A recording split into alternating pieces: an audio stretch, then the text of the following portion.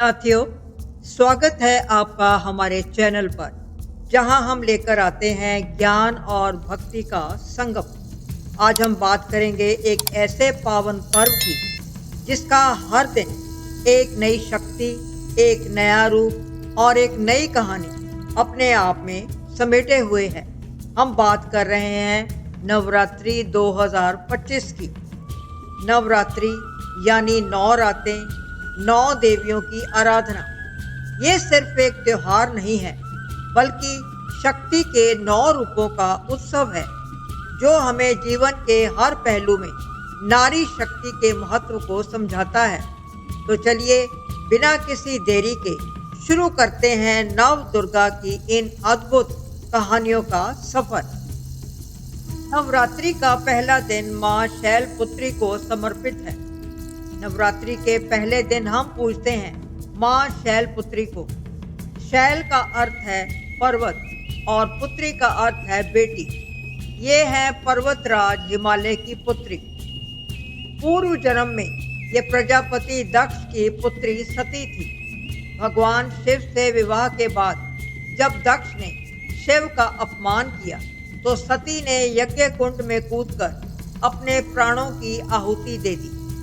अगले जन्म में उन्होंने हिमालय के घर जन्म लिया और शैलपुत्री कहलाई।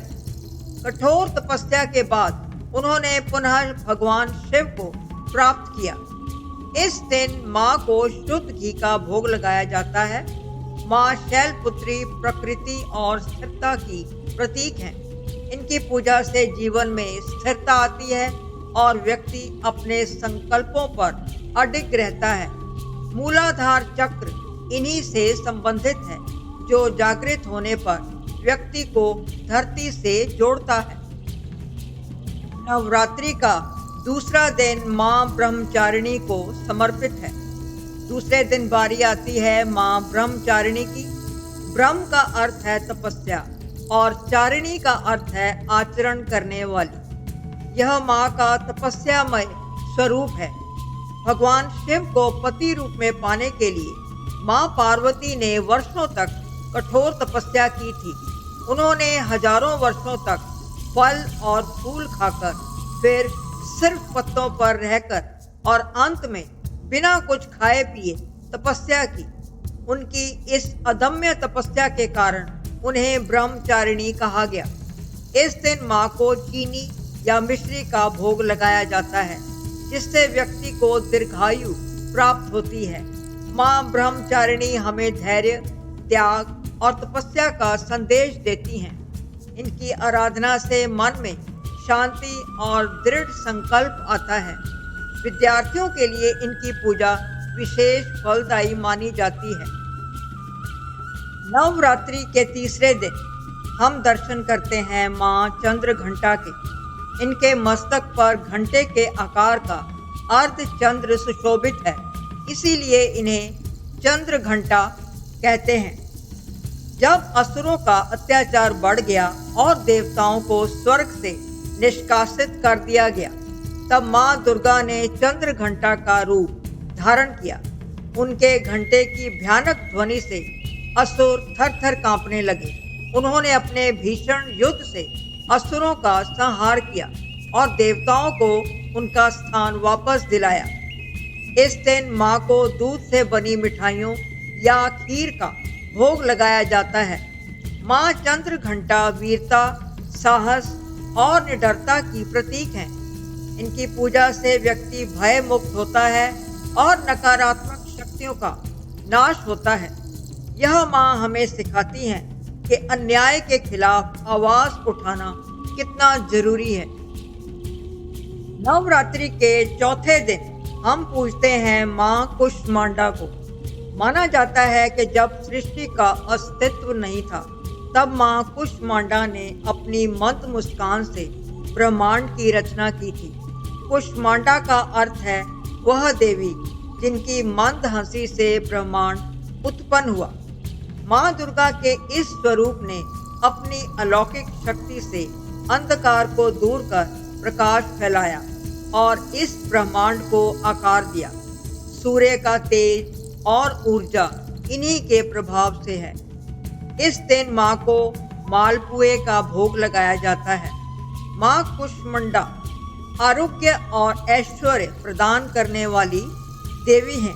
इनकी पूजा से व्यक्ति को शारीरिक और मानसिक स्वास्थ्य मिलता है और जीवन में सकारात्मक ऊर्जा का संचार होता है।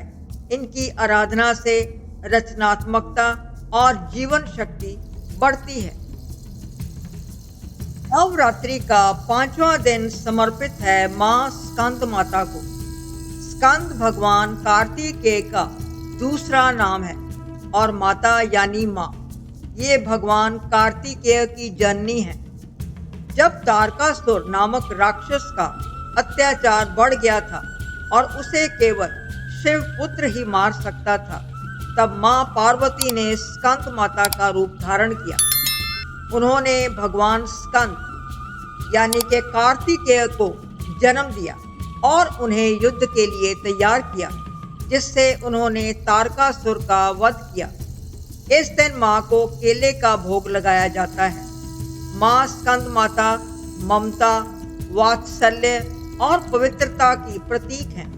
इनकी पूजा से संतान सुख की प्राप्ति होती है और बच्चों के जीवन में सुख समृद्धि आती है।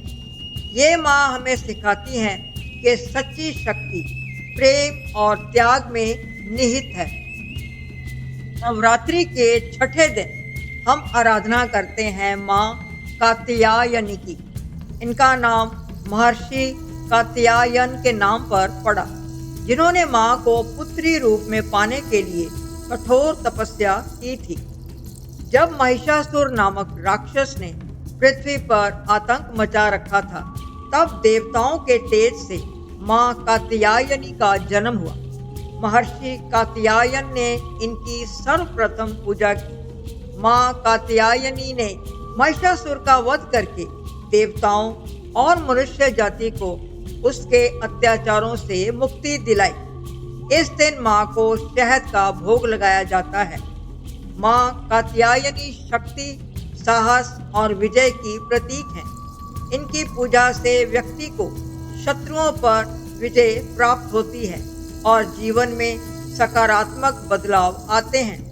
अविवाहित कन्याएं अच्छे वर की कामना से इनकी पूजा करती हैं। नवरात्रि का 7वां दिन सबसे रहस्यमय और शक्तिशाली दिन है, जब हम पूजते हैं माँ कालरात्रि को। इनका स्वरूप भयानक प्रतीत होता है, लेकिन ये अपने भक्तों के लिए हमेशा शुभ फलदायी होती हैं। काल का अर्थ है समय या मृत्यु और रात्रि का अर्थ है रात। माँ दुर्गा ने शुंभ निशंभु जैसे राक्षसों का वध करने के लिए कालरात्रि का रूप धारण किया था। इन्होंने रक्त बीज का संहार किया, जिससे रक्त की हर बूंद से नया रक्त बीज पैदा होता था।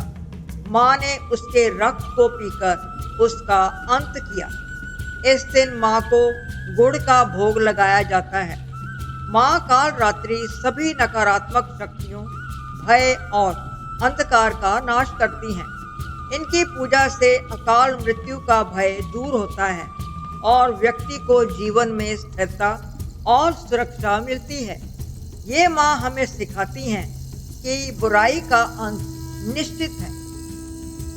नवरात्रि का 8वां दिन, जिसे महाअष्टमी भी कहते हैं, समर्पित है महागौरी को।